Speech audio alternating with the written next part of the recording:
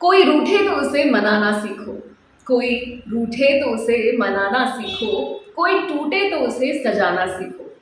रिश्ते तो मिलते हैं मुकद्दर से, रिश्ते तो मिलते हैं मुकद्दर से, बड़ी खूबसूरती के साथ उन्हें निभाना सीखो। दोस्तों, कहते तो हैं कि रिश्ते बड़ी मुकद्दर से मिलते हैं और उन्हें खूबसूरती के साथ निभाना सीखो, लेकिन कई दफ़ा आजकल ऐसा हो रहा है कि कुछ रिश्ते मुकद्दर से मिलने के बाद टॉक्सिक निकल जाते हैं। अब आप बोलोगे कि ये टॉक्सिक क्या है, तो आज का ये जो वीडियो है हम इसी टॉपिक पर बना रहे हैं कि what is the meaning of toxic relationship. क्या है टॉक्सिक रिलेशनशिप? आजकल बहुत ही ज़्यादा चल रहा है, लोग बहुत ही परेशान हो रहे हैं टॉक्सिक और अब्यूजिव रिलेशनशिप से। यहाँ तक कि इतना ज़्यादा परेशान हो रहे हैं कि अपनी मेंटल और इमोशनल हेल्थ को डैमेज कर रहे हैं, साथ ही साथ डिप्रेशन की तरफ भी जा रहे हैं। जब इतना एक्सट्रीम लेवल पे ये चीज़ जा चुकी है, ये प्रॉब्लम जा चुकी है, तो मैंने सोचा कि क्यों ना इसके ऊपर एक वीडियो बनाया जाए और हमारे साथ एक्सपर्ट को लेकर आया जाए, जो एक्सपर्ट हमें सही तरीके से गाइड कर सकें और बता सकें कि क्या है टॉक्सिक रिलेशनशिप। तो आज इसी टॉपिक पर बात करने के लिए मेरे साथ मौजूद हैं भोपाल की जानी मानी साइकोलॉजिस्ट और रिलेशनशिप एक्सपर्ट और reiki grand master doctor Shivani Sarkar. Hello ma'am, how are you? I am good, thank you thank so you. Much हमारे शो में आने के लिए, वीडियो में आने के लिए। मैम, सबसे पहले मैं आपसे यही जानना चाहूँगी कि टॉक्सिक रिलेशनशिप, जैसा कि आज का हमारा टॉपिक है, बहुत ही ज़्यादा चल रहा है और लोगों को पता भी नहीं है, लेकिन आजकल अब पता चलते जा रहा है कि टॉक्सिक रिलेशनशिप होती है और किस तरह से उसे डील किया जाए। लेकिन मैं चाहती हूँ आप as an expert, being a expert, हमारी ऑडियंस को बताएं कि क्या है सबसे पहले तो टॉक्सिक रिलेशनशिप, उसके बारे में हम जानना चाहेंगे। जी बिल्कुल।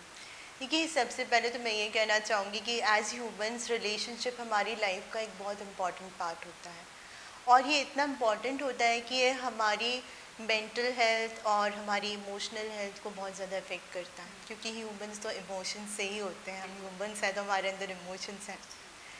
तो जब कोई रिलेशनशिप आपको इस हद तक अ, तकलीफ़ देने लगे, पेन सफरिंग देने लगे, कि आपकी emotional health mental health damage होने लगे, है ना। आपको नॉट ओनली इमोशनल मेंटल, इसका इफेक्ट फिर आपकी फ़िज़िकल हेल्थ पे भी दिखने लगता है। आपकी जो नॉर्मल लाइफ है वो बिल्कुल डिस्टर्ब हो जाती है। आप कुछ भी नहीं कर पाते, मतलब आप कुछ करने लायक ही नहीं बचते अगर किसी रिलेशनशिप में, आप ऐसे रिलेशनशिप में हैं, जैसे कि आपने बोला यूथ आजकल ऐसे रिलेशनशिप्स में चले जाते हैं जिसके बाद वो डिप्रेशन एंग्जाइटी के शिकार हो जाते हैं, है ना। आपकी ग्रोथ रुक जाती है, आप ज़िंदगी में आगे आप भूल ही जाते हैं कि आपके और भी गोल्स हैं, आप सिर्फ पर्सन पर्सन करते रहते हैं। तो ये रिलेशनशिप ही टॉक्सिक रिलेशनशिप है। ओके, सो ऐसा रिलेशनशिप कह सकते हैं जो हमारी मेंटल और इमोशनल हेल्थ को डैमेज करता है और जिसके साथ हमारी फिजिकल हेल्थ भी डैमेज होने लगती है, वही है टॉक्सिक रिलेशनशिप। टॉक्सिक रिलेशनशिप के टाइप्स की अगर हम बात करें तो कितने तरह के होते हैं टॉक्सिक रिलेशनशिप? जनरली जो देखा गया है एज अ साइकोलॉजिस्ट, मैंने भी अपने एक्सपीरियंस से जो समझा है, तो टॉक्सिक रिलेशनशिप जो है, जैसे आप किसी अब्यूज़िव पार्टनर के साथ है तो एक अब्यूज़िव रिलेशनशिप होता है आपका, है ना। तो ये अब्यूज़िव, को भी थोड़ा आप एक्सप्लेन हाँ, कीजिए। अब्यूज़िव पार्टनर ऐसा पार्टनर होता है जो आपको बहुत ज़्यादा, जिसमें आपके साथ वर्बल अब्यूज़ होता है, जिसमें अपने वर्ड्स के थ्रू वो आपको नीचा दिखाता है, आपको स्ट्रेस शब्दों के देता है। तीखे प्रहार बिल्कुल कह सकते एग्जैक्टली, शब्द ज़्यादा तीखे और किसी तलवार से भी ज़्यादा आपको घायल कर सकते हैं, आपके दिल को। बोलते हैं ना, तीर की तरह आर पार निकल जाते हैं और जिनको आप भूल नहीं सकते। तो आपका जो अब्यूज़िव पार्टनर होता है, उसके साथ अगर आप रिलेशनशिप में हो तो वो अब्यूज़िव रिलेशनशिप कहलाता है। जी हाँ, जिसमें वर्बल अब्यूज़ मेनली होता है। हाँ, नीचा दिखाना, आपके ना आपकी सेल्फ इस्टीम को तोड़ना, आपको एकदम से बहुत ज़्यादा लो फील करवाना, आपको ऐसा फील करवाना कि आप किसी लायक ही नहीं हो, आप कुछ करने लायक ही नहीं हो, वो ज़्यादा, आपका पार्टनर ज़्यादा सुपीरियर है आपसे, इस तरह से वो आपको फील करवाता है, तो वो अब्यूज़िव होता है। ठीक है। फिर एक होता है साइकोपैथ, है ना। साइकोपैथिक रिलेशनशिप एक साइकोपैथ पार्टनर के साथ होता है। साइकोपैथ, हाँ जी हाँ, आपने ये वर्ड सुना भी होगा। जैसे साइकोपैथ जो होते हैं उनको एक्चुअली मेंटल डिसऑर्डर्स होते हैं। अच्छा, उन्हें मेंटल हाँ, डिसऑर्डर्स। मतलब उनको सीरियसली ट्रीटमेंट वगैरह की भी ज़रूरत होती है। They must go to a psychiatrist, उनको अपनी मेंटल हेल्थ पे। फिर वो लोग वायलेंस भी करते हैं, और ये बहुत डेंजरस होता है। इसमें आपने देखा होगा कई बार मर्डर्स हो जाते हैं रिलेशनशिप में। आपने ऐसी स्टोरीज सुनी होंगी, क्राइम पेट्रोल और सीरियसली मैम, अभी रिसेंटली ही एक केस आया है जो बहुत ही ज़्यादा ट्रेंड कर रहा है, जिसमें एक लड़की थी 16 साल की, और उसको चाकू से मतलब कितनी बुरी तरह से मारा गया है। लोग देखते रह गए, तो बात करते टाइम ही शायद मेरे गूज़बम्स आ गए, आपको कैसे मुझे भी आया। तो ये केसेस एक दो नहीं है कि अभी नई नई बात हुई है, ये तो होते ही रहते हैं। तो ये जो पार्टनर्स हुई, क्या ये साइकोपैथ वाले एग्जैक्टली ये सब साइकोपैथ हैं जो मर्डरर्स भी हो जाते हैं। और फिर आपने ऐसे कई ऐसे केसेस भी देखे होंगे जहाँ अगर मान लो कि आपने अपने ब्रेकअप हुआ आपका पार्टनर के साथ और आपने अपनी पसंद की शादी कर ली, तो वो आपको मार देते हैं, मर्डर कर देते हैं। तो ये सब साइकोपैथ के साथ रिलेशनशिप के साइड इफ़ेक्ट्स हो सकते हैं। मतलब कितनी अजीब और गरीब बात है कि कोई इंसान रिश्ते में आता है, उससे प्यार करता है, अपना इमोशंस इन्वेस्ट करता है उसके ऊपर, सोचता है उसके ऊपर, भरोसा करता है कि ये कितना अच्छा इंसान है, मैं इसके साथ अपनी ज़िंदगी बिताऊंगा या बिताऊंगी। और ख़ास तौर पे मतलब लड़कियों के साथ ऐसा हो ही रहा है, तो लड़कियों को बहुत ही ज़्यादा भुगतना पड़ रहा है, और उन्हें लगता है कि शायद ये इंसान अच्छा है, लेकिन वो साइकोपैथ भी निकल जाता है और किसी ना किसी तरह से उन्हें हार्म करने की कोशिश करता है। और भी कुछ टाइप्स जी। हैं। एक और है जो आजकल बहुत ट्रेंडिंग है, ये वर्ड नार्सिसिस्ट। या आपने भी सुना होगा जी।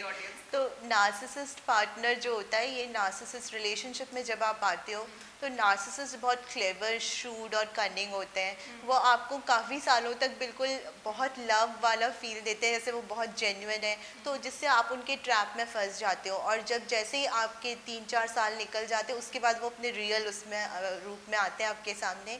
और फिर जी वो बहुत मैनिपुलेटिव होते हैं, बहुत शार्प माइंडेड होते हैं, प्रिटेंड पहले कुछ और और करते हैं जिससे आपको ट्रैप में जैसे शिकार होता है, आप शिकार करते हो ना जैसे, बिल्कुल हाँ। तो अपने शिकार को वो अपने इतना यूज टू बना देते हैं कि आप उन पे इतना डिपेंड हो जाते हो, इमोशनली, मेंटली, फाइनेंशियली, बहुत सारे तरीके होते हैं, उनको आते हैं सारे तरीके कि कैसे वो आपको डैमेज। ये लोग सीख कहाँ से रहे हैं यार? मुझे तो ये समझ में नहीं आ रहा है, ये कहाँ से सीख, कौन सी स्कूल में सिखाया जा रहा है? एक्सपर्ट बन जाते हैं लोग। ये सीख इसलिए रहे हैं, एक्चुअली सीख नहीं रहे इनकी। आजकल हमारी सोसाइटी में ना वैल्यूज़ की कमी है। आप देखो पहले जो वैल्यूज़ हुआ करती थी, चाइल्डहुड से वैल्यूज़ सिखाई जाती थी, फैमिली में भी बिल्कुल एथिक्स, वैल्यूज़, मॉरल्स, इसकी कमी की वजह से आजकल लोग हर चीज़ में सोचते हैं कि हम कुछ भी कर सकते हैं। मैंने वही बोला कि क्योंकि मेल्स बोल रहे हैं कि भाई फीमेल्स जो है मतलब लड़कियां तो पैर की जूती होती है, तो वो उनको सिखाया जा रहा है, वो एक्चुअल में उनकी गलती नहीं है, क्योंकि ये पीढ़ी दर पीढ़ी ये बात चली जा रही है। बिलीफ सिस्टम और आपके मॉरल्स और एथिक्स ही ऐसे बन गए हैं कि आप उन पर ट्रस्ट करने लगते हो, विश्वास करने लगते हो, वैसे ही बड़े होते हो। और उसमें दुख की बात ये है कि जो लड़कियां इंडिपेंडेंट है फाइनेंशियली या बहुत आगे जा चुकी है, वो तक ऐसे ट्रैप में आ जाती हैं। मतलब क्योंकि वो इमोशनल वाली एक चीज़ आ जाती है, इमोशनल होती है, बस बस फूल होती है बस बस। क्या ऐसे रेड फ्लैग्स हैं, जैसे कि एक रेड फ्लैग्स की वर्ड भी बहुत ज़्यादा शायद लोगों को पता भी नहीं होगा, तो मैं चाहूँगी कि मैम प्लीज़ इसको एक्सप्लेन करें कि रेड फ्लैग्स क्या हैं। हिंदी में शायद बोले तो खतरे की घंटी कह सकते हैं। तो रेड फ्लैग्स के बारे में भी मैम बताएंगी, और मैं चाहूँगी कि टॉक्सिक रिलेशनशिप में क्या ऐसे रेड फ्लैग्स या खतरे की घंटी आती हैं जिनको आते ही आपको समझ जाना चाहिए कि भाई ये चीज़ ठीक नहीं है और ये आगे फ्यूचर में जाके हमारा मतलब हमारे साथ ठीक नहीं होगा। वो रेड फ्लैग्स के बारे में बताएं। जी, तो देखिए हमें हमेशा रिलेशनशिप में रेड फ्लैग्स दिखते हैं, और रेड फ्लैग्स वो खतरे की घंटी होती है या जो इनिशियल लेवल पे ही हमें दिखने लगती है। मतलब आप ये समझ लो कि अगर आपका रिलेशनशिप साल भर हो गया है तो आपको वो साल भर में दिखने लगेंगी। अगर आप किसी टॉक्सिक रिलेशनशिप में हैं तो बिल्कुल आपको दिखने लगेंगी।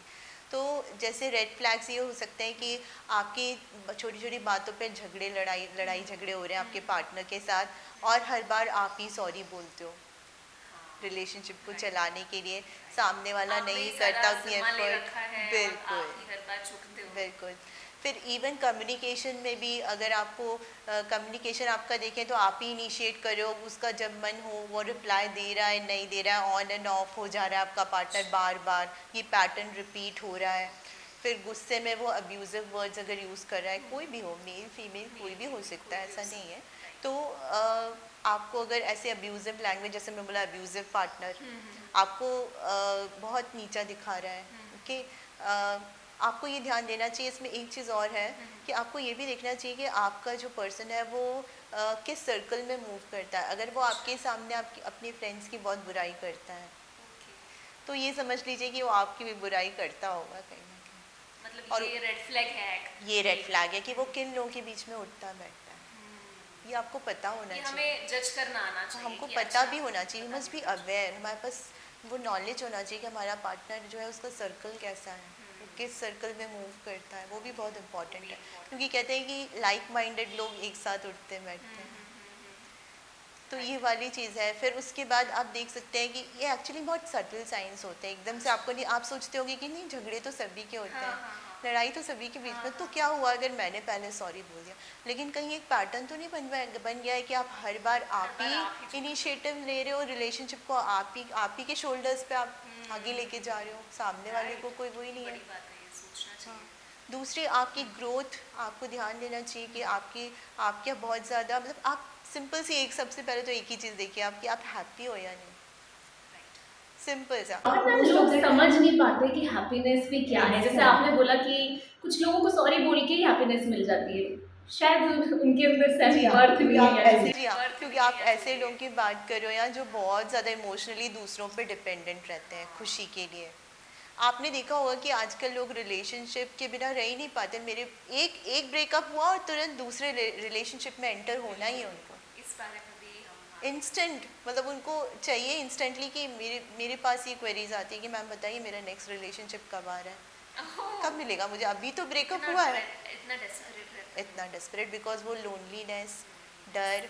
तो जो रेड फ्लैग्स है वो बेसिकली ये, आपने बहुत अच्छी बात बोली कि लोग समझ नहीं पाते कि हैप्पीनेस क्या है रिलेशनशिप। उनके लिए तो पर्सन का होना ही हैप्पीनेस है, भले ही वो एब्यूजिव हो, टॉक्सिक हो, नार्सिसिस्ट हो, कुछ भी हो। वही तो है ना कि रेड फ्लैग्स जब आते हैं तो हमें समझना भी आना चाहिए कि ये खतरे की घंटी है। ये इंसान जो है इस तरीके की बिहेवियर पैटर्न्स को रिपीट कर रहा है, तो हमें यहाँ नहीं जाना है। ये चीज़ हमारे फ्यूचर के लिए, हमारे लिए ठीक नहीं होगी, दोनों के लिए बने, है ना। और किस तरह के रेड फ्लैग्स हो सकते हैं? कुछ बिहेवियर्स हो सकते हैं जैसे नार्सिसिस्ट में मैं आपको पहले भी अभी बता चुकी हूँ कि उसमें वो लोग ऐसा कोई आपको बहुत ही ज़्यादा इंपॉर्टेंस दे रहा है और एकदम से वो चेंज हो जाता है। इनिशियली वो आपको बहुत पैम्पर कर रहा है ना, आपको मतलब दिन भर वही कॉल लगाता है और बिल्कुल आपको, लेकिन सडनली आप आफ्टर 6 मंथ्स अराउंड आप देखते हो कि वो पर्सन आपको याद, हाँ शादी के बाद भी। और कई लोग आजकल क्या है, लोग बहुत टाइम तक रिलेशनशिप में रहते हैं और फिर शादी करते हैं ज़्यादातर लोग। तो सोचते हैं कि मेरा रिलेशनशिप इतने टाइम चल गया तो स्ट्रॉन्ग है, पर आपको रेड फ्लैग्स दिख रहे हैं, जैसे आपने बोला खतरे की घंटी, ये सब खतरे की घंटी। अगर पर्सन में आपको चेंजेस दिख रहे हैं तो आप मत कीजिए ऐसे पर्सन से शादी। मेजर रेड फ्लैग्स हैं जिन पे हमें ध्यान देना ही चाहिए? जी हाँ, तो जो मेजर रेड फ्लैग है वो ये है कि आपको अपने पार्टनर की प्रेजेंस में डर लगता है। मतलब आपको हमेशा डर लगा रहता है कि ये ब्रेकअप कर देंगे, ये या अब आपको ऐसा कुछ बोलेंगे जो आपको बहुत ज़्यादा इंसल्टिंग और ह्यूमिलेटिंग फील होगा। ऐसे वर्ड्स यूज़ करेंगे आपसे कम्युनिकेशन के टाइम पर और फिर लड़ाई हो जाएगी, फिर आपको ब्लॉक कर देंगे और आप हमेशा फ्यूचर को लेके अनसर्टन फील करते हैं अपने रिलेशनशिप को लेके। आपको ये नहीं पता रहता कि आपका रिलेशनशिप जा कहाँ रहा है और आपके पार्टनर आपको कभी क्लैरिटी नहीं देते, कमिटमेंट भी नहीं देते नहीं, और सीधे बताते भी नहीं है कि वो ब्रेकअप करना भी चाहते हैं या नहीं। वो कभी गायब हो जाएंगे, कभी सडनली अपीयर हो जाएंगे, आपको कांटेक्ट करेंगे। तो ये तो आजकल बहुत कॉमन है, बहुत। तो जब आपके पार्टनर अगर आपको छोड़ के जाते हैं तो सेकंड टाइम आप उनसे ऐसे ही दोबारा बात ना करें। आप पहले उनसे क्लैरिटी मांगिए, आप उनसे एक एक्सप्लेनेशन मांगिए जो हुआ उस पर। नहीं तो आप ये नहीं कि आप भूल के आगे बढ़ जाएं, क्योंकि वो फिर से वही पैटर्न आपके साथ रिपीट हो। इसके अलावा एक बहुत ही कॉमन वर्ड आजकल यूज हो रहा है, गैस लाइट। गैस लाइटिंग क्या है? इसके ऊपर एक मूवी भी आई थी सारा अली खान की, मैं चाहूंगी वो आप एक्सप्लेन करें कि रिलेशनशिप में गैस लाइटिंग क्या है। तो गैस लाइटिंग एक टर्म है जिसमें हम जिसमें जैसे जो पार्टनर होता है आपका, अगर वो आपको गैस लाइट कर रहा होता है तो इसका मतलब ये है कि वो अपनी टॉक्सिक बिहेवियर की जो रिस्पॉन्सिबिलिटी है वो आप पे ही डाल देता है। आपको ऐसा फील कराता है कि जो कुछ भी हो रहा है आप दोनों के बीच में, जो प्रॉब्लम्स हो रही हैं या जैसे आपके बीच में कोई झगड़ा हुआ तो वो आप ही की वजह से हुआ। इस और तरह से सामने आपको वाला फील ये कराता है और फील ऐसे करने लगता है कि कि मेरी मेरी गलती है, और वो एग्जैक्टली मान भी लेता है। एग्जैक्टली तो यही गैस लाइटिंग है, मतलब आपको ये फील कराया जा रहा है कि सब आपने ही क्रिएट किया है, आप ही जड़ हो प्रॉब्लम्स की, सारी रिलेशनशिप की, और आप ही को सुधरना है। ओ बाबू सॉरी, मेरी गलती है, मैंने किया था। ऐसा ना, ये यूज होते हैं ना ये डायलॉग्स, मैंने देखा है आसपास सीरियसली। एक नार्सिसिस्ट बिहेवियर का भी जो आपने बताया, उसके भी जो मेन रेड फ्लैग्स हैं वो क्या है, किस तरह का होता है एक नार्सिसिस्ट व्यक्ति? जी हाँ, तो एक नार्सिसिस्ट व्यक्ति की पहली पहचान जो है वो यही है कि वो बहुत ज़्यादा मैनिपुलेटिव होता है, और एक नार्सिसिस्ट पर्सन को पहचानना इजी नहीं होता है, मैं बता देती हूँ, क्योंकि इसीलिए वो आपको बहुत इजीली ट्रैप कर लेता है, क्योंकि वो अपनी ओरिजिनल आइडेंटिटी को हमेशा हाइड करता है आपसे। मतलब वो काफी टाइम तक हाइड करके जी, रख सकता है, सालों नार्सिसिस्टिक तक। ट्रेट्स जो बेसिकली माने जाते हैं वो ये होते हैं: कंट्रोलिंग बिहेवियर, आपको कंट्रोल करना, अपने अकॉर्डिंग चलाना, और कंट्रोल इतना सटल होता है, मतलब ऐसा नहीं कि डायरेक्ट कंट्रोल होता है, इनडायरेक्ट वे में आपको इस तरह से कंट्रोल किया जाता है, आपको इमोशनल ब्लैकमेल करके, गैस लाइट करके, कि आप समझ ही नहीं पाते कि आप कंट्रोल हो रहे हैं एक्चुअली। जी हाँ, तो सबसे ज़्यादा जो आजकल बोलूँ मोस्ट टॉक्सिक इज़ नार्सिसिस्ट। या तो मैं अपने ऑडियंस को ये बताना चाहूँगी, जो भी यूथ यहाँ पर देख रहे हैं, क्योंकि मुझे लगता है कि यूथ यहाँ पे ज़्यादा रिलेट करेंगे। कुछ लोगों ने यहाँ पर मुझे क्वेश्चंस भेजे थे जब मैंने अपने स्टेटस पे डाला था कि आप बताइए आपको किस तरह की प्रॉब्लम्स हैं, हम एक रिलेशनशिप एक्सपर्ट को अपने शो में लेकर आ रहे हैं, प्रोग्राम में लेकर आ रहे हैं। तो मेरे पास कई तरह की क्वेरीज आई, तो उसमें से कुछ लोगों ने मुझे सवाल पूछा है जो मैं लेकर आई हूँ। तो मुझे आगरा से स्नेहा है, जिनका कहना है कि वो मैरिज में है और उनके 2 बच्चे हैं, ठीक है? लेकिन उन्हें ये पता चल गया है कि वो टॉक्सिक रिलेशनशिप में है। उनका जो पार्टनर है, उनके जो हस्बैंड हैं, वो टॉक्सिक हैं। अब वो जब-जब उस टॉक्सिक रिलेशनशिप से निकलने के लिए, मूव ऑन करने के लिए एक स्टेप बढ़ाती हैं कि चलो अब मैं यहाँ से निकलती हूँ, मेंटल और इमोशनल अब्यूज़िव है। तो वो जो बंदा है या जो उनके हस्बैंड हैं, वो रोने लग जाते हैं और बहुत ज़्यादा अपने आप को हार्म करने लग जाते हैं।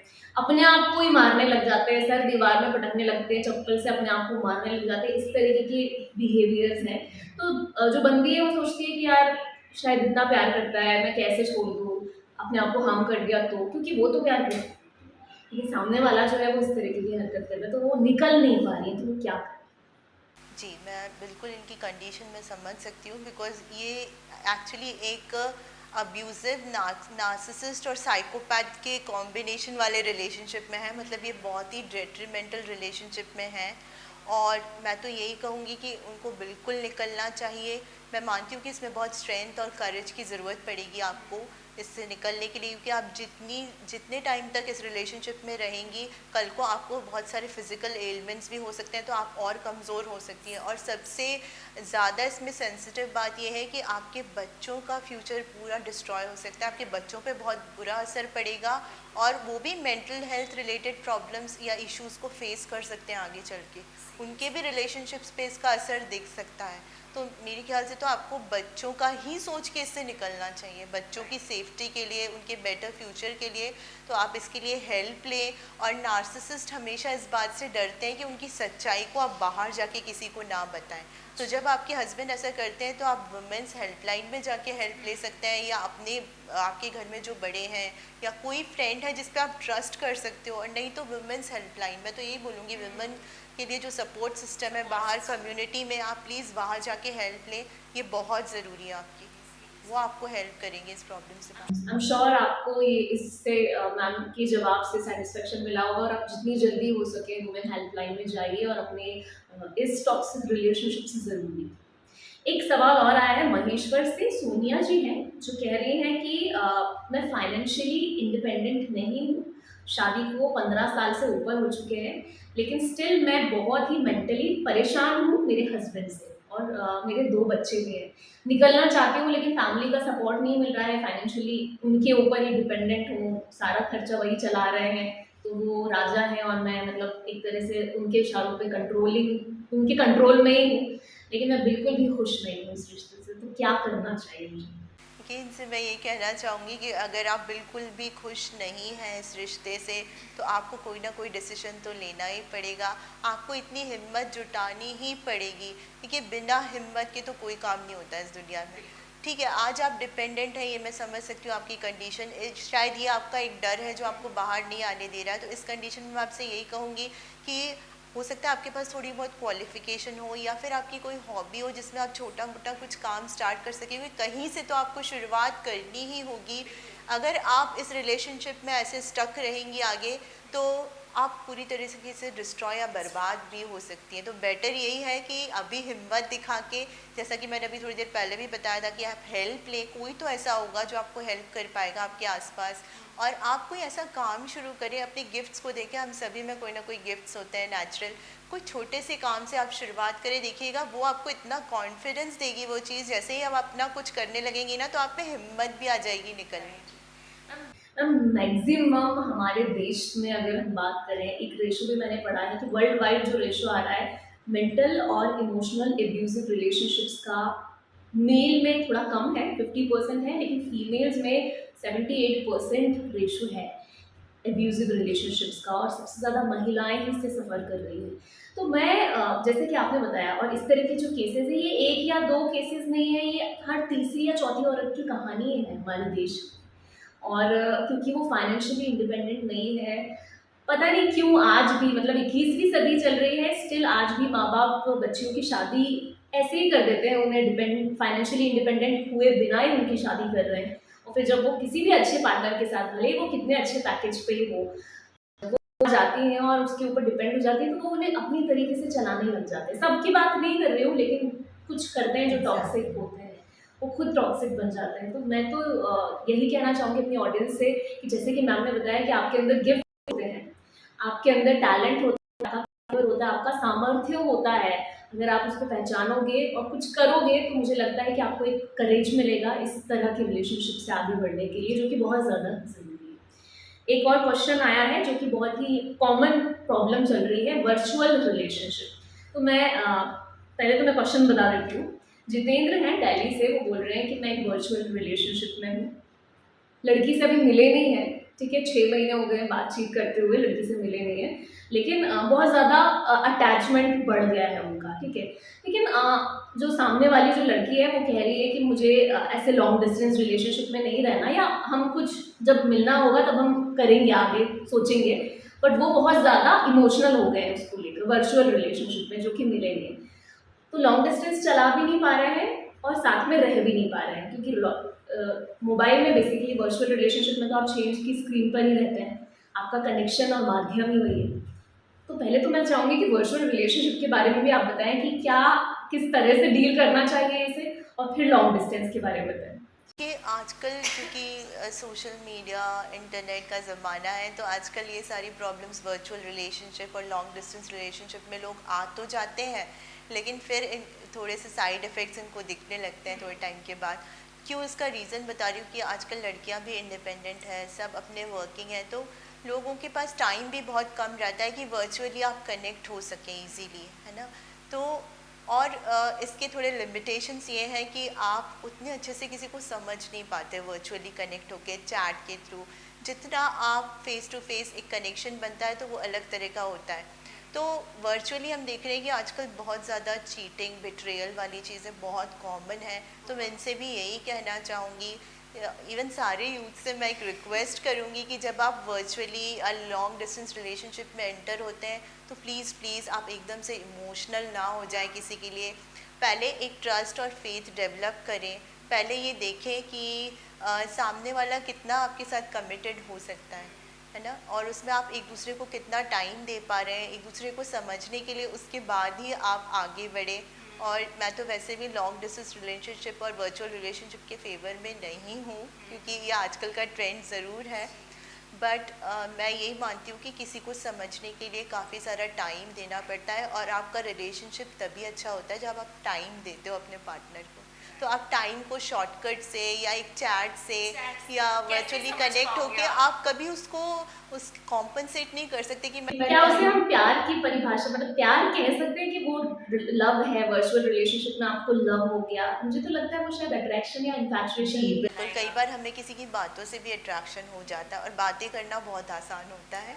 बातों में आप, कुछ लोग बहुत एक्सपर्ट होते हैं कम्युनिकेशन में, ऐसे वर्ड्स यूज़ करेंगे कि आप एकदम से इम्प्रेस हो जाओगे, तो लेकिन उनकी रियलिटी नहीं होती वो पर्सनालिटी की। तो जो पर्सन क्या है, हर इंसान में ये चीज़ होती है कि हम बोलते हैं ना, फर्स्ट इम्प्रेशन हम ऐसा कोशिश करते हैं क्रिएट करने की कि हम बहुत हाई फाई हैं, बहुत बेस्ट हैं, बट रियल पर्सन को जाने, चाहे आप ऑफलाइन रिलेशनशिप में हो या फिर आप ऐसे virtual, but you have to know the real person कि आप किसके साथ हो। उसकी जो नेगेटिव ट्रेट्स हैं वो तो आपको नहीं दिख रहे हैं, आप सिर्फ बातों से इम्प्रेस हो रहे हैं। हाँ, तो किसी की बातों से आपको इम्प्रेस नहीं होना है, ये भी मैं, क्योंकि कुछ लोग बहुत इम्प्रेसिव बातें करनी आती है लोगों को, तो इससे भी ये भी एक रेड फ्लैग ही है। तो जो वर्चुअल रिलेशनशिप है उसमें आना चाहिए या नहीं आना चाहिए, क्योंकि मैट्रिमोनियल साइट्स हो गई और डेटिंग एप्स हो गए, तो ज्यादातर लोग, मेरे ख्याल से कोविड के बाद तो बहुत ज्यादा ये बढ़ गए हैं शायद। बिल्कुल। कि मैंने देखा है कि लोग मैरिज के लिए भी पहले, आजकल अरेंज मैरिज पहले की तरह नहीं रही, आजकल लव मैरिज जैसी हो गई वो, इन द सेंस कि पहले से इतनी बातें हो जाती हैं तो कई बार झगड़े हो जाते हैं। ऐसे मेरे पास केसेस आ चुके हैं कि मैरिज फिक्स होने के पहले इतनी बातें कर ली कि पहले ही झगड़े हो गए, और अब मैरिज होगी भी या नहीं इसकी पॉसिबिलिटी नहीं रही, समझ ही नहीं आ रही कि क्या होगा। तो मेरा यही कहना है कि आजकल लोगों में इतनी मैच्योरिटी भी नहीं रही कि वो मैच्योरली रिलेशनशिप को हैंडल करें, क्योंकि इंस्टेंट चीज़ों का ज़माना है, सब कुछ इंस्टेंट चाहिए। हम अभी मिले और अभी हमारा मतलब आगे भी बढ़ जाते हैं, आप बहुत ज़्यादा आगे बढ़ जाते हैं, आप इंटीमेट हो जाते हैं बहुत ज़्यादा एक दूसरे के साथ, बिना, हाँ, बहुत ज़्यादा कनेक्ट होते हैं। और कैम पे आप वीडियो कॉल पे भी बहुत, आजकल तो मैं क्या बताऊँ, अब कैमरे पे मैं वो चीज़ें आपको नहीं बोल सकती, बट मैं जानती हूँ कि यूथ वीडियो कॉल पे किस लिमिट तक क्रॉस कर देते हैं अपनी सारी लिमिट्स को। ये सबसे, ये लड़कियों के लिए, स्पेशली फीमेल्स के लिए बहुत थ्रेटनिंग चीज़ है ये। तो वर्चुअल रिलेशनशिप में ब्लैकमेल किया जाता है कई बार फीमेल्स को, तो ये मेरा एक बहुत, मेरी रिक्वेस्ट है फीमेल से कि आप अलर्ट रहें इस चीज़ से, और वर्चुअल रिलेशनशिप को आप अवॉइड करें, और रखें भी तो एक लिमिट तक, एक लिमिट डिसाइड करें आप। क्या लिमिट होनी चाहिए उनकी? जी बिल्कुल, देखिए इसमें ये लिमिट होनी चाहिए कि आप अपनी प्राइवेसी को आप प्रोटेक्ट करें, है ना। आप एकदम से ब्लाइंडली ट्रस्ट ना करें किसी को, कि सामने वाला आपसे कुछ भी कह रहा है तो आप उसके लिए रेडी हो रहे हैं। वर्चुअली भी हो रही है फीमेल्स, बहुत रिस्क है इसके, साइबर क्राइम्स बढ़ रहे हैं इस वजह से। तो आप ये करें कि आप उस पर्सन से इन पर्सन भी एक मीटिंग रखें, अगर आप किसी से चाहते हैं, और अगर वो आपको चाहता होगा तो आई एम श्योर वो अगर जेन्युइन होगा तो वो सिर्फ वर्ड्स तक नहीं रहेगा, वो कुछ उसके एक्शंस भी ऐसे होंगे जो प्रूव करेंगे कि ही रियली लाइक्स यू और loves you and he wants a committed relationship. तो वो आपको ऐसे साइंस देगा, वो आपके लिए एफर्ट करेगा। तो आप एफर्ट बेस्ड रिलेशनशिप देखें कि सामने वाला आपके लिए कितनी एफर्ट्स कर रहा है, तभी आप आगे जाएं। बिल्कुल, जो मैम ने बताया, आई एम श्योर आपको ज़रूर समझ में आया होगा कि वर्चुअल रिलेशनशिप में स्पेशली जो फीमेल्स हैं वो थोड़ा सा अलर्ट रहें और किसी भी तरह की कोई भी लिमिटेशंस को क्रॉस ना करें। एक इमोशन होता है जो कि लोनलीनेस, सभी लोग कह रहे हैं कि हम अकेलापन फील कर रहे हैं, या एक रिलेशनशिप से अभी अभी निकले हैं और अब लोनली हो गए, अलोन हो गए, तो जल्दी से किसी रिलेशनशिप में आने का मन करता है, जो आपने अभी कुछ टाइम पहले ही बताया। क्या ज़रूरी है डेस्परेट होना इतनी जल्दी? क्यों पेशेंस नहीं रख पा रहा है आजकल कोई भी इंसान की जल्दी से जल्दी डेटिंग ऐप्स चाहिए, नहीं कोई चाहिए, कोई बॉयफ्रेंड चाहिए, कोई गर्लफ्रेंड चाहिए, हम अकेले नहीं रह, अकेले होने से इतना डरते क्यों हैं मैम लोग? क्या है, क्या वो अकेलापन है भी एक्चुअली? देखिए एक्चुअली क्या है कि आजकल का जो फैमिली सेटअप है, वैसे भी न्यूक्लियर फैमिलीज आता है, और उसमें भी आजकल करियर के लिए लोग अपना होम टाउन छोड़ के बाहर चले जाते हैं। तो वहाँ ऑब्वियसली जाने के बाद उनको लगता है कि यहाँ फैमिली भी नहीं है, कोई नहीं है, तो कोई तो होना चाहिए, तो जो मिलता है, जैसे भी मिलता है, उससे रिलेशनशिप में एंटर हो जाते हैं। एग्जैक्टली, मतलब आप अपनी सेल्फ वर्थ से कॉम्प्रोमाइज़ कर लेते हैं। तो मुझे कहीं ना कहीं ऐसा लग रहा है कि आजकल लोग लोनलीनेस से इसीलिए इतना ज़्यादा शिकार है लोनलीनेस के, क्योंकि वो अपने आप से कनेक्टेड नहीं है। उनकी वैल्यूज़ और उनके जो बिलीफ सिस्टम है वो ऐसा है कि वो हमेशा अपनी खुशी दूसरे में ढूंढते हैं। ऐसे बोलते हैं ना कि सारा जो जितनी भी खुशी है या जो भी चीज़ें आप बाहर ढूंढ रहे हो वो सब आपके अंदर ही है, बस आप ढूंढो तो सही। तो बस हम ढूंढते लोगों नहीं है हम लोग हम लोग अपने आप से कनेक्टेड नहीं है, हम बस इस वर्ल्ड में ढूंढ रहे हैं सब कुछ भाग रहे हैं। सुबह से जो हमारी भाग दौड़ चालू होती है वो रात को ख़त्म होती है, और तब हमें लगता है कि हमें खुश करने के लिए कोई इंसान मिले जो हमारी तारीफ़ करे या हमें अच्छा फील कराए, तो यही हमारी सबसे बड़ी गलती है। ये कहीं ना कहीं सेल्फिशनेस भी तो होगी कि हमें Exactly. खुशी चाहिए, इसीलिए हमें पार्टनर चाहिए, इसीलिए हम किसी के भी साथ इन्वॉल्व हो रहे हैं, और फिर बाद में हम खुद ही परेशान हो रहे हैं कि अरे मैं कहाँ फंस गया। फिर बोलते हैं नीत ना मिला रे मन का। I agree. देखिए, आपको अगर जैसा आपको पर्सन चाहिए ना, जो जो भी आपको पार्टनर चाहिए, आप में भी वो क्वालिटीज़ आपको डेवलप करनी होती है। जब आप में वो क्वालिटीज़ होगी तभी बाहर वो आपको वैसा पार्टनर। जी, तो जब आप में ही नहीं है तो आपको कहाँ मिलेगा वैसा जब आप खुद जैसे हो आपको वैसे ही मिलेगा ना बिल्कुल, भाई, लेवल पे एग्जैक्टली। ही मिलेगा। यही हम नहीं देखते, यही हम नहीं देखते। अब मैं चाहूंगी कि मैम बताएं हमें कि टॉक्सिक रिलेशनशिप्स के साइड इफेक्ट्स क्या हैं। अगर हम किसी टॉक्सिक रिलेशनशिप में एंटर करते हैं तो कितने साइड इफेक्ट्स होते हैं, क्या क्या उससे ऐसा हो सकता है जो हमारे लिए बहुत ही हानिकारक है। एग्जैक्टली, ये किसी कैंसर से कम नहीं है। ये अगर आप ज़्यादा समय तक किसी टॉक्सिक रिलेशनशिप में रुक जाते हैं तो ये आपको अंदर से डिस्ट्रॉय करता है। इवन कहते हैं कि आपकी सोल को तक डिस्ट्रॉय करता है, क्योंकि जो एक टॉक्सिक पार्टनर होता है वो वो आपके मेंटल इमोशनल हेल्थ पे ही सबसे पहले अटैक करता है। तो जब आप सोचिए कि जब आप मेंटली इमोशनली ही सिक्योर फील नहीं करते, अगर आप हमेशा डरे हुए रहते हैं, आप हमेशा रोते रहते हैं, आप हमेशा एक दया का पात्र बने रहते हैं, किसी के सामने गिड़गिड़ाते रहते हैं कि मुझसे बात कर लो, तो इस या मुझे देख लो या मेरे पास आ जाओ, तो आप हमेशा एक नीडीनेस की एनर्जी में रहते हैं, तो आपकी बॉडी में भी बहुत सारे एलिमेंट्स डेवलप हो सकते हैं। आपको डिप्रेशन हो सकता है, आपको एंग्जाइटी डिसऑर्डर्स हो सकते हैं, आपको पैनिक अटैक्स आ सकते हैं, ठीक है, और यहाँ तक कि आप में सुसाइडल टेंडेंसीज भी आ सकती हैं। एक वक्त के बाद आपको सुसाइडल थॉट्स आने लगते हैं, उस पार्टनर या उस पर्सन के बिना आप रहना ही नहीं चाहते हैं। तो ये उस टाइम पर आप खुद के लिए भी टॉक्सिक बन जाते हैं। मतलब वो पार्टनर ना सिर्फ खुद टॉक्सिक होता है बल्कि आपको अपने लिए, आपको आपके पार्टनर, आपको आपकी फैमिली से भी दूर कर सकता है धीरे धीरे। तो टॉक्सिक रिलेशनशिप की वजह से आप में सुसाइडल टेंडेंसीज डेवलप हो सकती हैं, आपको सुसाइडल थॉट्स आ सकते हैं, और कई लोग सुसाइड भी कर लेते हैं किसी पार्टनर की वजह से। जी बिल्कुल। तो आप देखिए इसके कितने लॉन्ग टर्म इम्पैक्ट्स हैं। मतलब आपकी पूरी लाइफ डिस्ट्रॉय होती है, आप अपनी फैमिली से भी डिस्टेंस हो जाते हैं। नार्सिसिस्ट लोग आपको आपकी फैमिली से भी अलग कर देते हैं, आपकी फैमिली भी आपको हेट करने लगती है।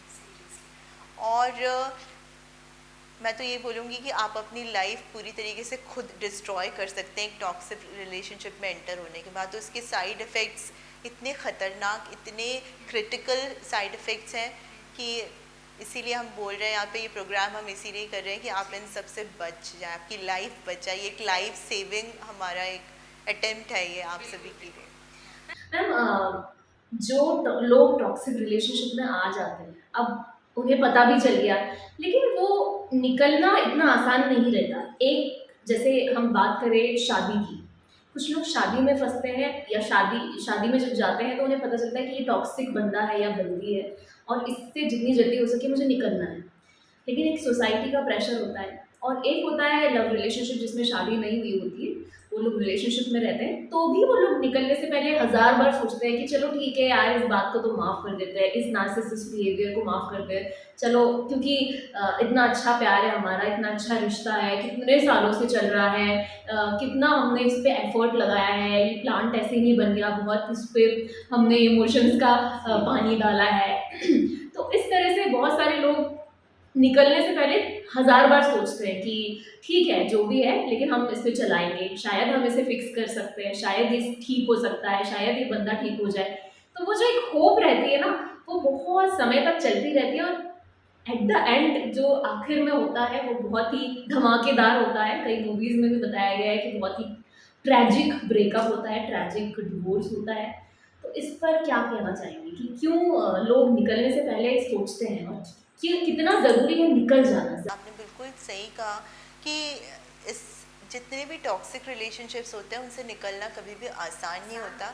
उसका रीज़न ये है कि आपका पार्टनर बहुत टॉक्सिक है, मतलब वो आपको स्ट्रैप में फंसा के रखना चाहते हैं, चाहे उसके लिए उनको कुछ भी टैक्टिक्स अपनाने पड़े। सामना कर। तो बिल्कुल वो आसान नहीं होता है, मैं मानती हूँ। तो ऐसे केस में आप लोगों से यही कहना चाहूँगी कि अगर आप ऐसे किसी रिलेशनशिप में फंसे हैं जहाँ से आप निकलना तो चाहते हैं, आप विलिंग हैं, लेकिन आप समझ नहीं पा रहे कि निकले कैसे, तो आप किसी साइकोलॉजिस्ट या थेरेपिस्ट की हेल्प लीजिए, जिससे वो आपको वो मेंटल स्ट्रेंथ दे सकें जो आप अभी गैदर नहीं कर पा रहे। देखिए सोसाइटी का तो हमेशा प्रेशर रहेगा ही, चाहे आप कुछ भी करें, चाहे आपका करियर हो, चाहे मैरिज हो, चाहे रिलेशनशिप हो, वो तो कभी ख़त्म होगा ही नहीं।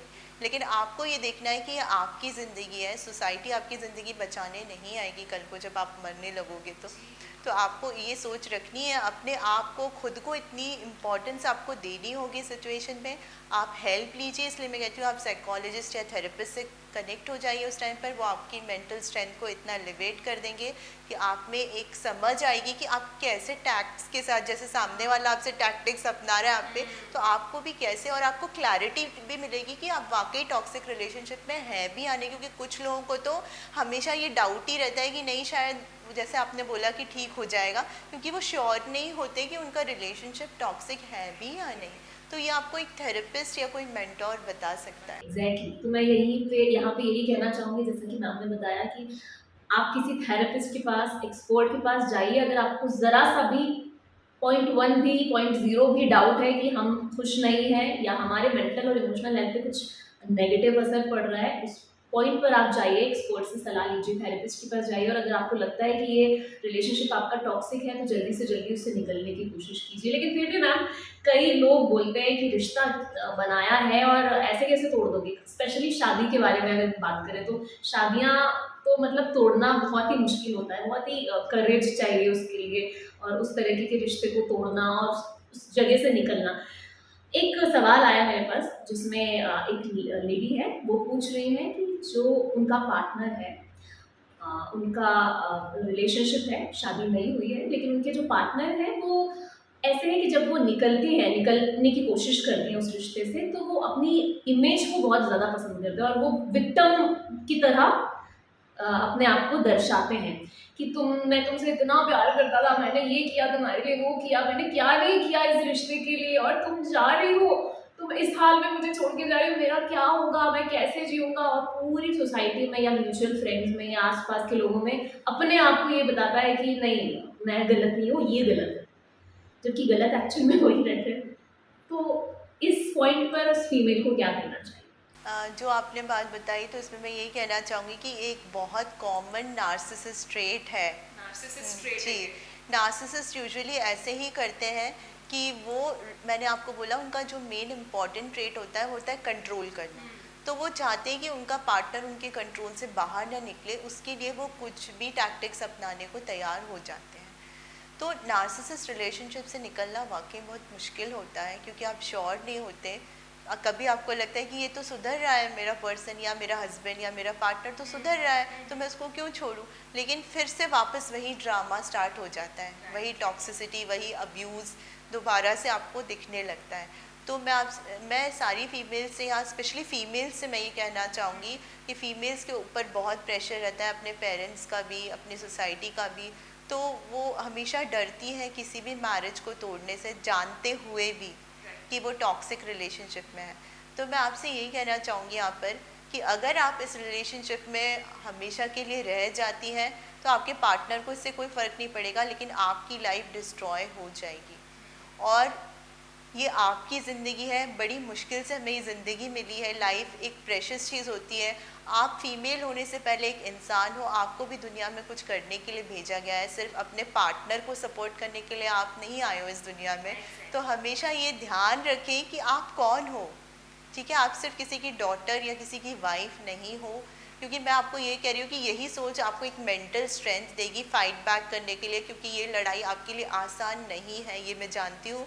तो इस लड़ाई को लड़ने के लिए आपको बहुत सारी मेंटल स्ट्रेंथ की ज़रूरत पड़ेगी और सपोर्ट की भी। तो आप जहाँ से भी सपोर्ट ले सकें, मैं पहले भी बता चुकी हूँ, आप किसी थेरेपिस्ट से, एक्सपर्ट से सपोर्ट लें, या फिर आप वुमेंस हेल्पलाइन में जाके रिक्वेस्ट करें, क्योंकि नार्सिसिस्ट अटैक भी कर देते हैं। अगर आप उनके कंट्रोल से बाहर जाते हुए दिखते हो तो वो आपको हार्म भी पहुंचा सकते हैं। सकते हैं। वो ये सोचने की टेंडेंसी होती है ना मैम। एक मूवी का डायलॉग था जिसमें, धड़कन मूवी का डायलॉग मुझे यहाँ पे याद आ रहा है, सुनील शेट्टी बोलता है कि तुम अगर मेरी नहीं हो सकती तो मैं तुम्हें किसी और का नहीं होने दूंगा। एग्जैक्टली। एक तो ये कितना साइको, मतलब कितनी बड़ी बीमारी है उस इंसान को कि इस तरीके के लोग होते हैं और लोग समझ नहीं पाते।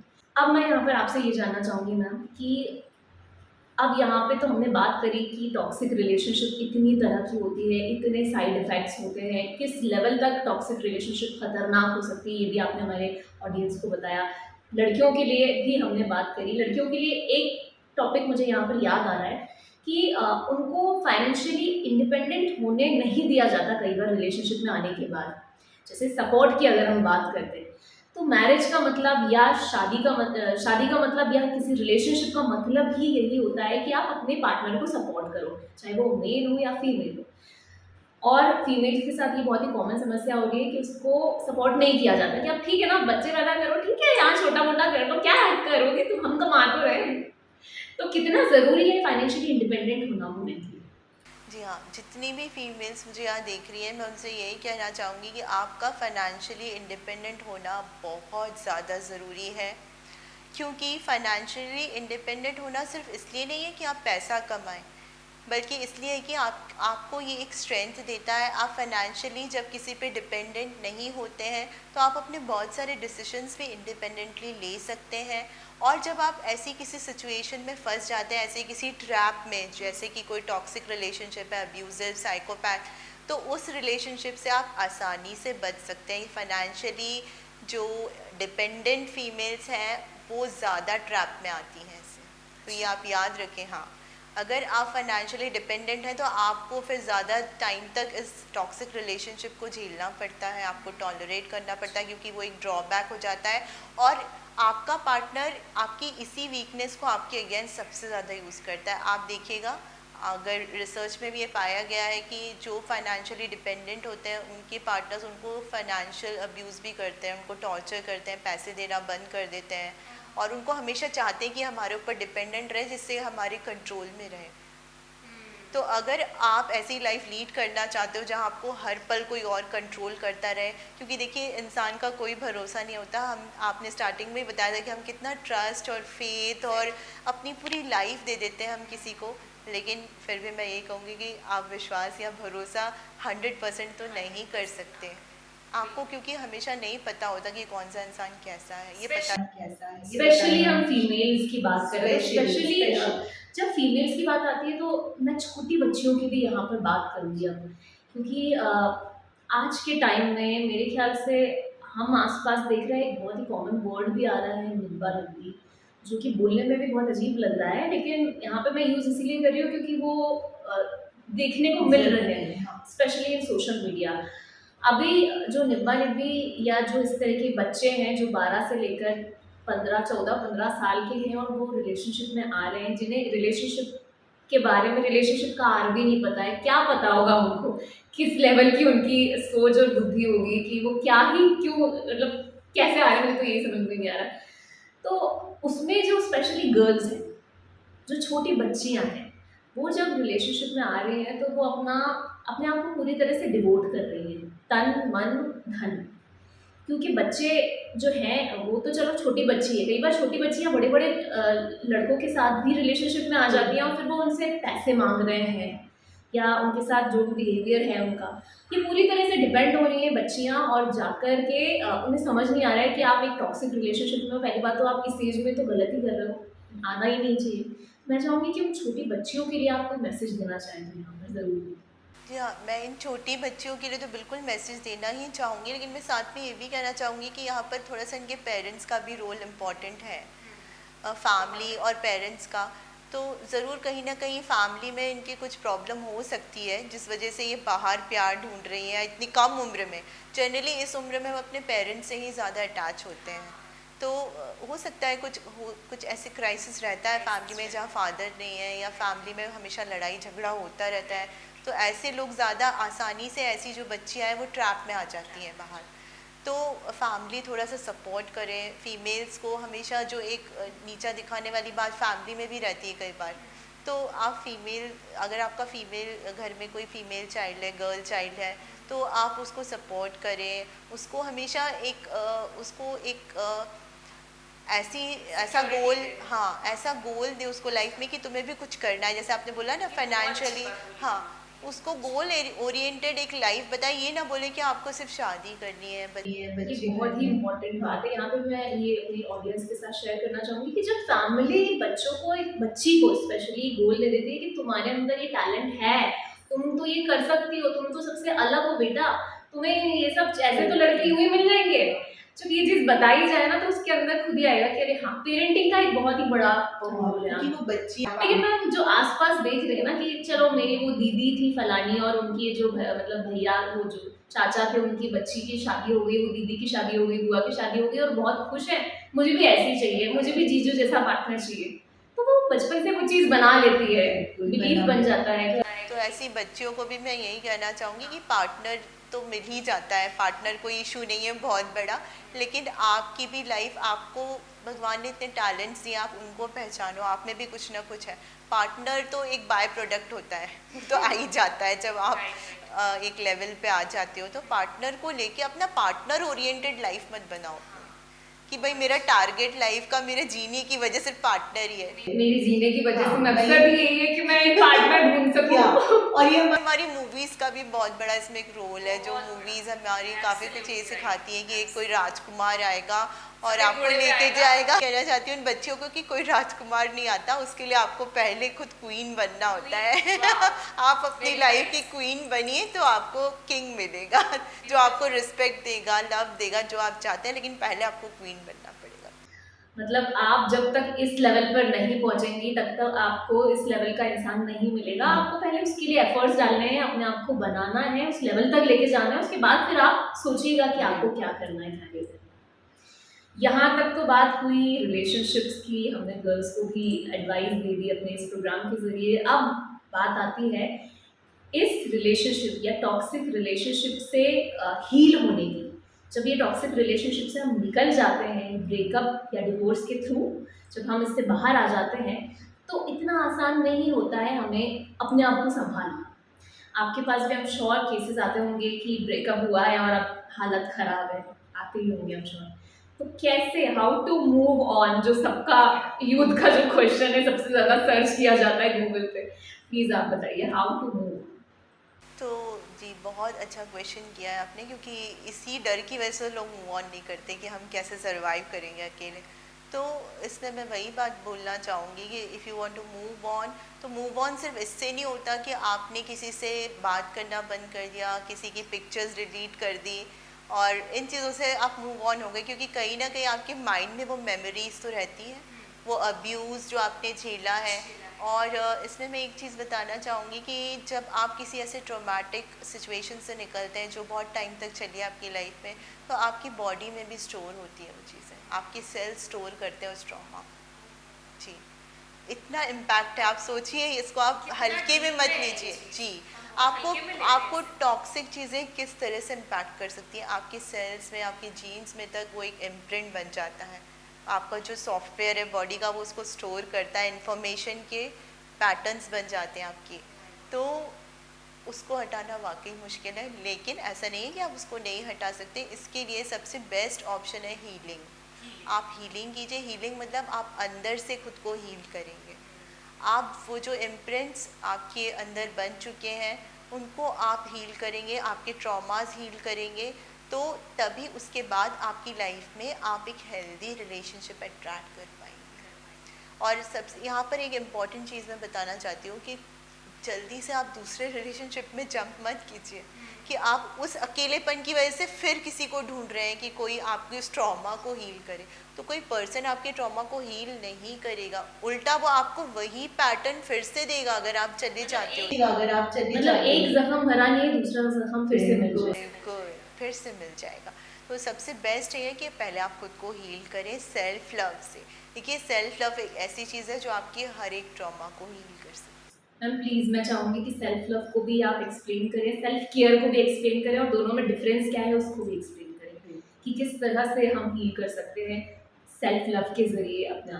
कि कई बार ये समझा जाता है कि जो सेल्फ लव होता है वो होता है सेल्फिश होता है। सेल्फ लव मतलब खुद को प्यार करना एक्चुअली। तो सेल्फ लव सेल्फिश होता है, तो सेल्फ लव सेल्फिश बिल्कुल नहीं होता है। सेल्फ लव में आप किसी और पे डिपेंडेंट नहीं रहते कि वो आपको खुशियाँ दे, वो आपकी केयर करे। तो सेल्फ केयर जो है वो सेल्फ लव का ही एक पार्ट है। तो सेल्फ लव में आपको सबसे पहले अपने फ्लॉज को भी एक्सेप्ट करना होता है। आपको आपकी खूबियाँ तो पता है, लेकिन जो आपकी फ्लॉज हैं उनको भी आप उतना ही प्यार दें।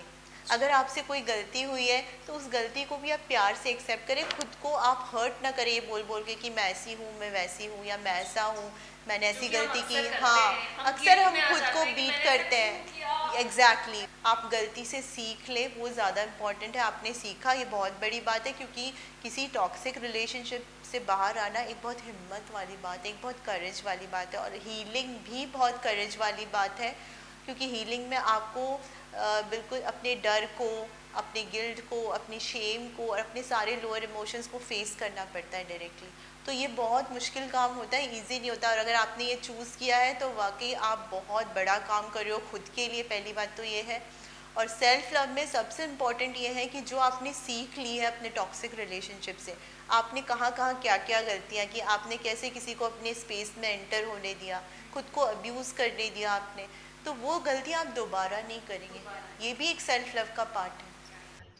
तो ये हमें समझना होगा जब हम अकेले रहेंगे और जब किसी रिलेशनशिप में नहीं रहेंगे, तो हम इसका आकलन कर सकते हैं कि क्या हमने गलती करी, कैसे हमने उस टॉक्सिक रिलेशनशिप पे ट्रस्ट किया, बंदे पे ट्रस्ट किया, बंदी पे ट्रस्ट किया, और अब ये चीज़ हमें नहीं करनी।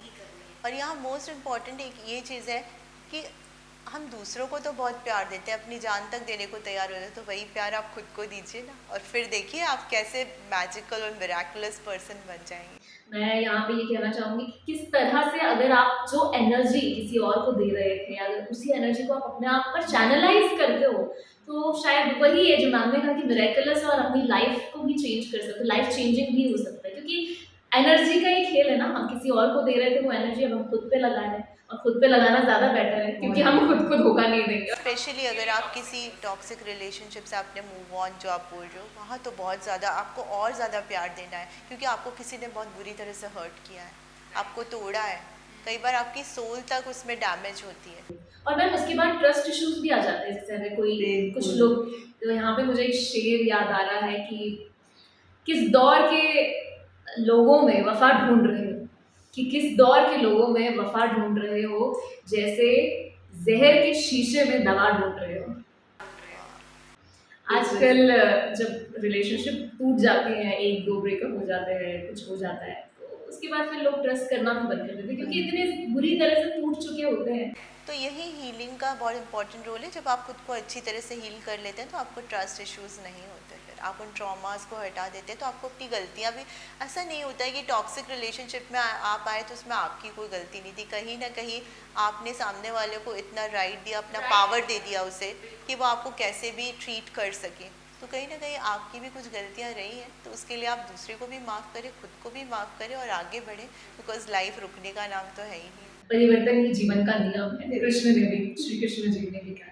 अच्छा मैम, जो आपने हीलिंग की बात करी, क्या क्या तरीके हम कह सकते हैं कि जैसे आप रेकी ग्रैंड मास्टर भी हैं, मैम मेंटोर भी हैं, इसके अलावा आप टैरो कार्ड रीडर भी हैं, क्या इन तरीकों से पॉसिबल है किसी का मूव ऑन करना, या इमोशंस को ठीक करना, बैलेंस करना, और अपने आप को वापस उस जोन में लेकर आना जहाँ पे वो एक नई शुरुआत कर सकता है? मेरे एक्सपीरियंस से और मेरे नॉलेज से हीलिंग से बेस्ट और कुछ भी नहीं है। आपकी लाइफ में अगर कोई भी प्रॉब्लम हो, इवन आप अपनी फिजिकल डिजीज़ को भी ठीक कर सकते हैं, एलिमेंट्स को भी हीलिंग से ठीक कर सकते हैं। इसमें थोड़ा टाइम ज़रूर लगता है, थोड़ा डेडिकेशन लगता है, लेकिन जो रिजल्ट्स आते हैं वो परमानेंट होते हैं। आप एकदम से एक ट्रांसफॉर्म पर्सन बन जाते हैं, बहुत कॉन्फिडेंट बन जाते हैं, और आप अपने जो ट्रॉमास हैं उनसे पूरी तरह से ओवरकम हो जाते हैं, और आप एक ब्यूटीफुल लाइफ की तरफ आगे जाते हैं। आपकी ज़िंदगी बहुत खूबसूरत हो जाती है। तो आप पूरी तरीके से रिलाई कर सकते हैं हीलिंग पे। हीलिंग में बहुत सारी टेक्निक्स हैं, आपको जो सूट करती है, आपसे जो रेजोनेट करती है, आप उसको फॉलो कर सकते हैं। इसके लिए आप किसी एक्सपर्ट को कांटेक्ट कर सकते हैं। अगेन आपके एक्सपर्ट के साथ एक अच्छा रिलेशनशिप बन जाता है, आप जिससे इन ट्यून फील करते हैं, आपको लगता है आप अच्छे से ट्यून हो जाते हैं। आप ऐसा एक्सपर्ट अपने लिए चूज़ कीजिए, फिर आप सेशंस लीजिए, उसमें सेशंस होते हैं, और सेशंस में आपको मेडिटेशन के थ्रू बहुत सारी टेक्निक्स होती हैं, प्राणिक हीलिंग, रेकी, आजकल बहुत सारी टेक्निक्स आई हैं, और भी हीलिंग की टेक्निक्स हैं। कुछ सबकॉन्शियस, आपके सबकॉन्शियस को रीप्रोग्राम किया जाता है। आपके सबकॉन्शियस में जो बिलीफ सिस्टम होता है, जहाँ पर आप अपनी सेल्फ वर्थ को नहीं पहचानते, जहाँ पर आप इजीली पावर दे देते हैं किसी को, तो उसको रीवायर करते हैं, उसको रीप्रोग्राम करते हैं हम।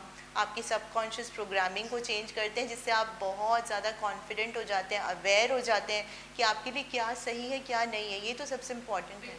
आपको हर किसी से पूछना नहीं पड़ता डिसीजंस, क्योंकि कई बार आपको लोग अपने अपने प्रेजुडिसेस से और अपने बायस से आपको डिसीजन लेने के लिए प्रोवोक करते हैं, और वो गलत भी हो जाते हैं।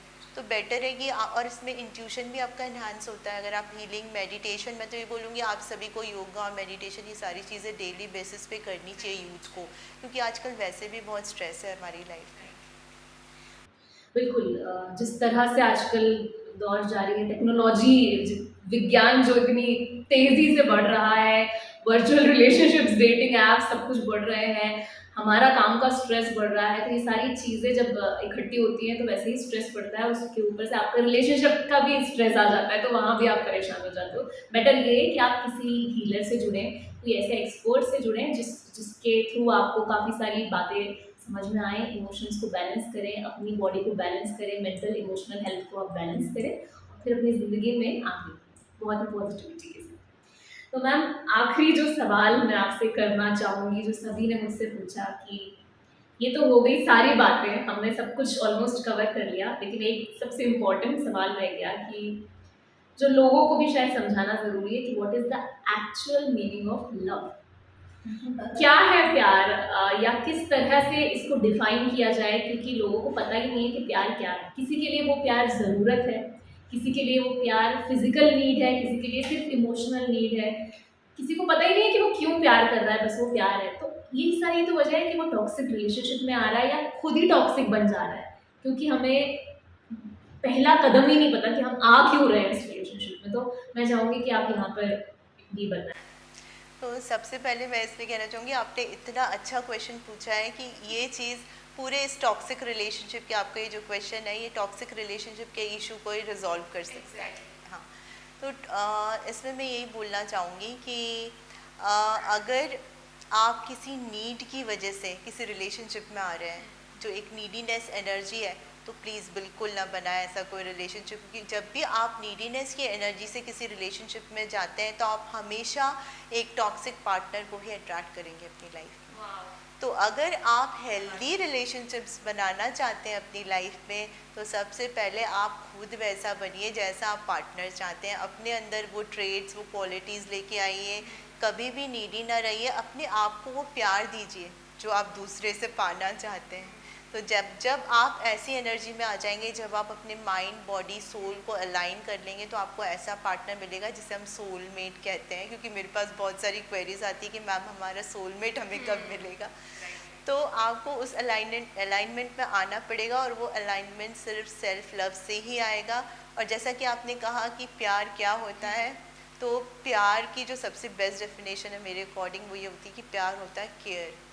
जब लॉर्ड बुद्धा ने कहा है, गौतम बुद्धा ने, कि जब आप किसी पेड़ को पसंद करते हैं तो आप उसका फूल तोड़ लेते हैं, उसको लगाते हैं और फिर उसके फूल को तोड़ लेते हैं। लेकिन अगर आप सच में उससे प्यार करते हैं तो आप उसमें रोज़ पानी डालते हैं, उसको ग्रो करते हैं।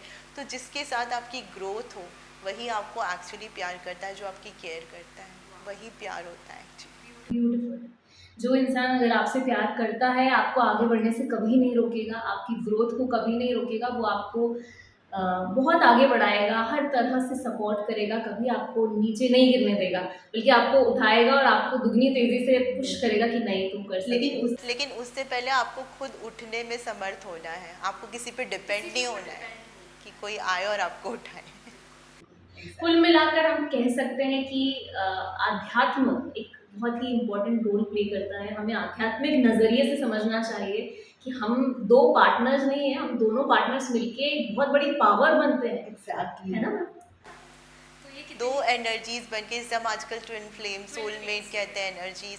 और आजकल के यूथ में ये बहुत पॉपुलर वर्ड है सोलमेट। मुझे मेरा सोलमेट चाहिए, तो आपको सोलमेट ऐसे नहीं मिलता, उसके लिए आपको तपस्या करनी पड़ती है, और उस तपस्या में खुद को तपाना पड़ता है।